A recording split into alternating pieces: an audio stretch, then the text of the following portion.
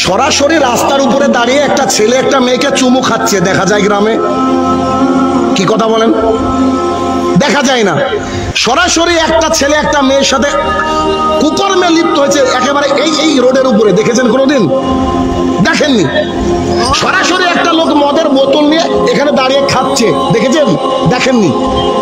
যখন তারা জেনা করে ওই সাইডে লুকিয়ে জেনা করে, ঘরের অন্ধকারে জেনা করে, স্কুলের গলিতে জেনা করে, গাছের আড়ালে জেনা করে, চারিদিকটা বন্ধ করে দিয়ে জেনা করে। যে লোকটা মদ খায়, যে লোকটা গাঁজা খায়, প্রকাশ্যে রাস্তায় খায় না, সে একটা গোপন বৈঠকে গোপন একটা ঘরে গিয়ে খায়। তার মানে এরা হচ্ছে মদ গাঁজা যে খায় সে গোপনে খায়, আর যে ব্যক্তি জেনা করে সে ব্যক্তি কি করে? গোপনে জেনা করে। আর এই যেখানে মসজিদ আর পাশে হচ্ছে দোকান, মসজিদের মুয়াজ্জিন বলছে হাইয়া আলাস সালাত, তোমরা সালাতের দিকে আসো, আর ওদিকে বাম হাতে সিগারেট ডান হাতে চা, ও চা খাচ্ছে আর বসে আছে, ও সালাতে যায় না।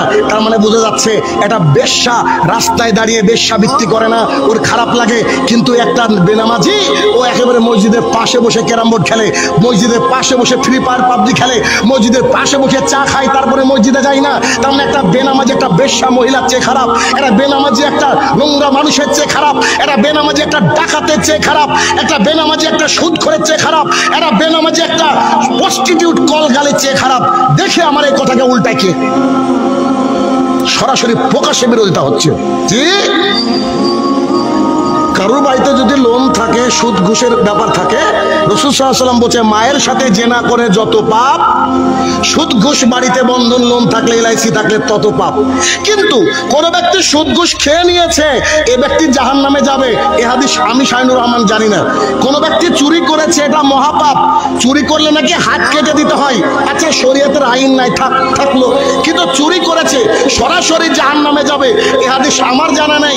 কেউ একজন কারো জমির আল কেটে নিয়েছে, বিশাল বড় পাপ, কিন্তু এই ব্যক্তি সরাসরি জাহান্নামে যাবে, এই হাদিস আমার জানা নাই। তবে যে ব্যক্তি সালাত আদায় করে না তার ব্যাপারে কি বলছেন দেখেন, সূরা মুদ্দাসসির আয়াত নম্বর 42 এবং 43 আল্লাহ সুবহানাহু ওয়া তাআলা বলছেন মা সালাকাকুম ফিস সাকার, ও ভাইরা তোমরা আজকে জাহান্নামে আসলে কেন?